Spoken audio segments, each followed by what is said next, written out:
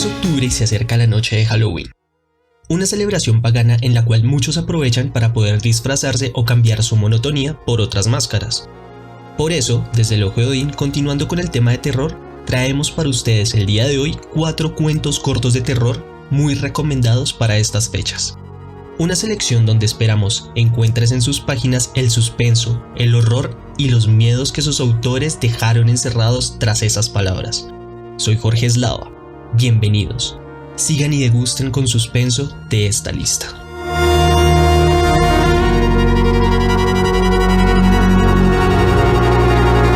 Para comenzar con el siguiente cuento, debo pedirles que se detengan.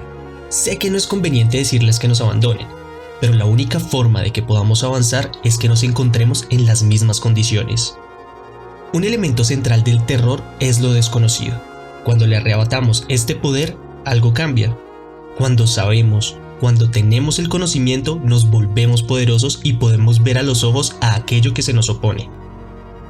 Yo ya me enfrenté a este cuento, ahora es su momento. Lean el testimonio de Randolph Carter, un cuento del reconocido autor estadounidense Howard Phillips Lovecraft. Y vuelvan aquí, para que ahora, con ese conocimiento, hagamos esfumar el miedo a lo desconocido.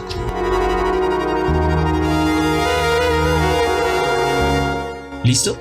¿Ya han regresado desde las páginas de Lovecraft con el conocimiento para enfrentar el terror? Bueno, y para aquellos que no han seguido mi instrucción, tampoco se preocupen. Aquello a lo que nos enfrentamos el día de hoy poco le importa el conocimiento. Con este o sin él, el día de hoy no tendremos victoria frente a lo inimaginable. El testimonio de Randolph Carter nos narra la declaración de este personaje de la obra de Lovecraft a unos policías que lo cuestionan sobre el paradero de su amigo Harley Warren, un conocedor de lo oculto que se encuentra desaparecido. En el relato, Carter muestra que ha olvidado grandes partes de los sucesos. Es poco lo que nos puede aclarar de lo que sucedió en el pantano donde fue encontrado, y que los recuerdos que posee, él desea, solo sean una pesadilla. En cuanto al paradero de Warren, nos dice: es cosa que solo él, o su sombra, o alguna innombrable criatura que no me es posible describir, podrían contar.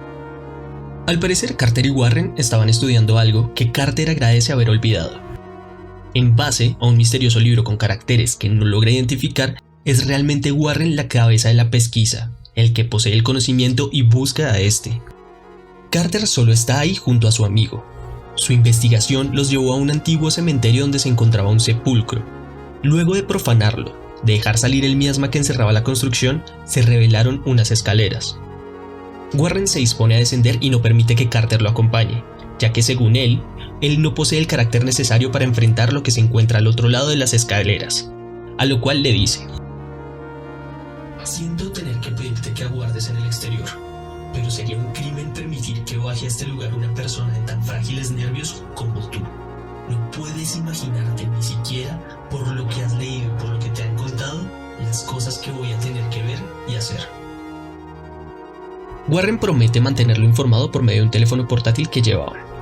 Después de un tiempo, Warren por fin se comunica con Carter solo para informarle lo increíble, lo impensable, lo inimaginable de lo que está presenciando. No te lo puedo decir, Carter, es algo que no se puede imaginar. No me atrevo a decírtelo.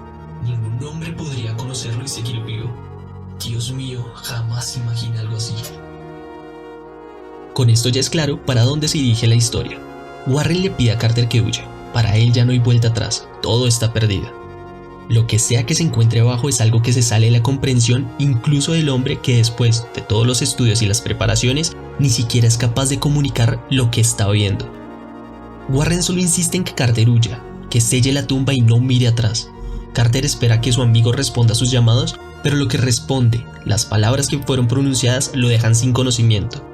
Trastocan su memoria. No pronunciaré esas terribles palabras.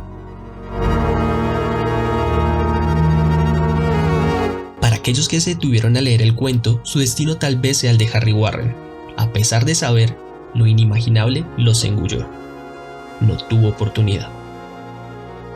Si no leyeron el cuento, aún tienen la oportunidad de acompañar a Randolph, conocer el terror de aquello que no puede ser descrito por las palabras de su amigo. Con este cuento de Lovecraft se pueden olvidar de mis palabras. El conocimiento no es cura para el terror. existen cosas más allá afuera que acabarán contigo sin importar qué.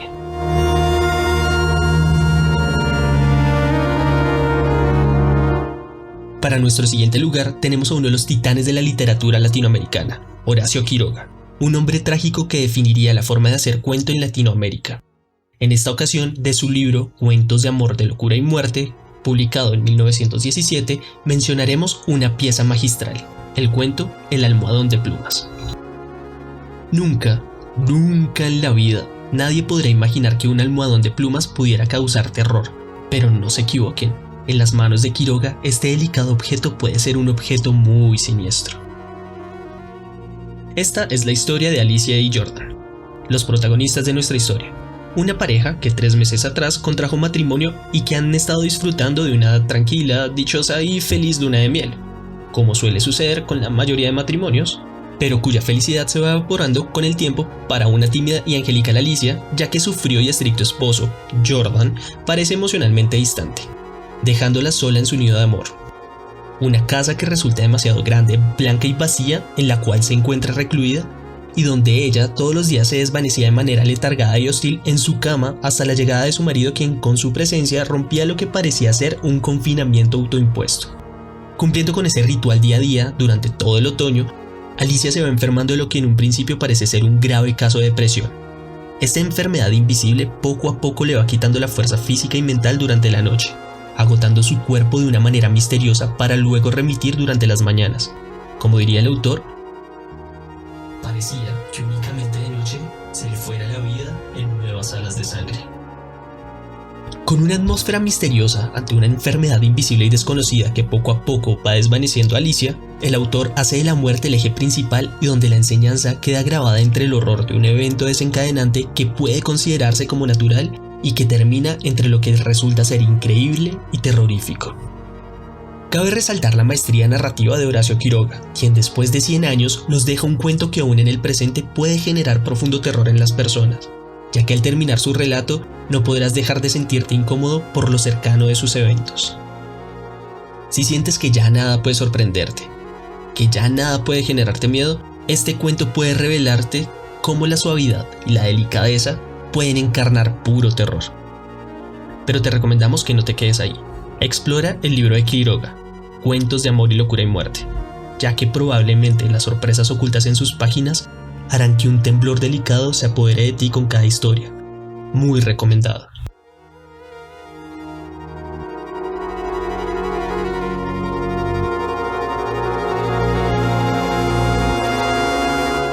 El siguiente cuento de nuestra lista es de Edgar Allan Poe, La verdad sobre el caso del señor Valdemar.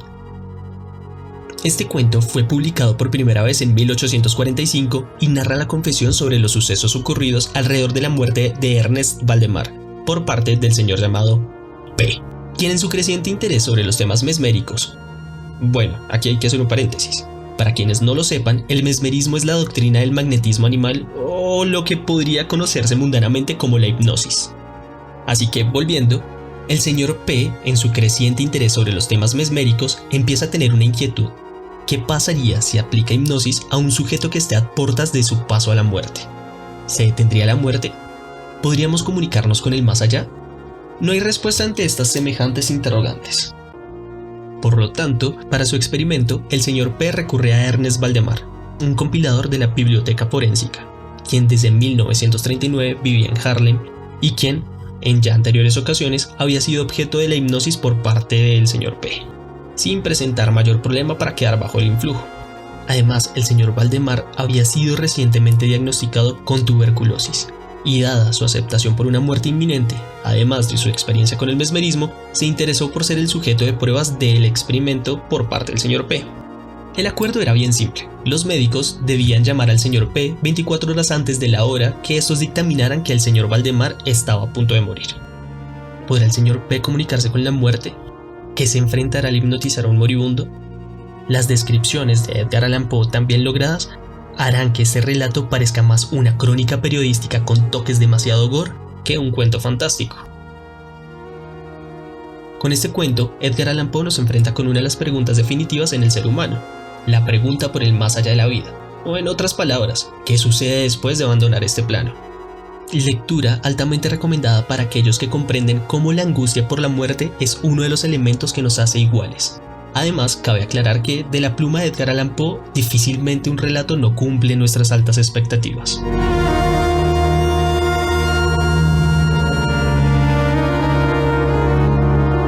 Por último, nos encontramos con nuestro siguiente puesto. Una historia de terror entrañable. Silva y acudiré, de M.R. James. El terror contemporáneo ha generado una mala costumbre para el espectador actual. Todo debe ser impactante, el susto debe ser inmediato. Pocas obras se dan el tiempo para construir una atmósfera terrorífica. Desgraciadamente, esta mala costumbre se ha trasladado a la literatura. Si en las primeras líneas no se evidencia una situación impactante para la costumbre moderna, el texto ha fracasado. En ese caso, M.R. James hace algo magistral. En su cuento se toma su tiempo para cocinar una historia de terror que induce, con pequeños guiños, una situación que raya en la locura.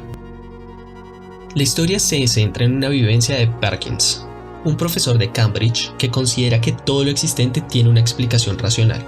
Como es común en este tipo de tópicos, este hombre deberá enfrentar algo que se sale de su racionalidad y la rompe.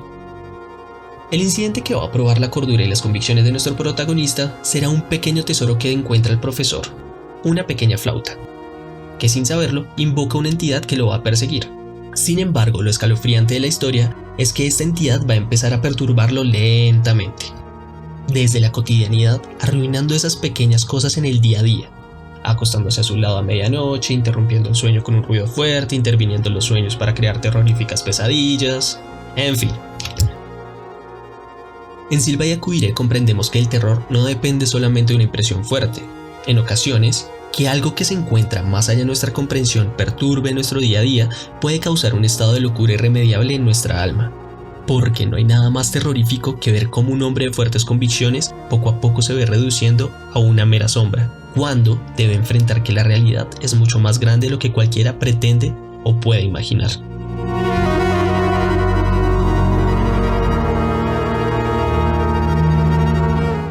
Hasta aquí esta pequeña selección. Espero puedan disfrutar con gusto de las historias escogidas.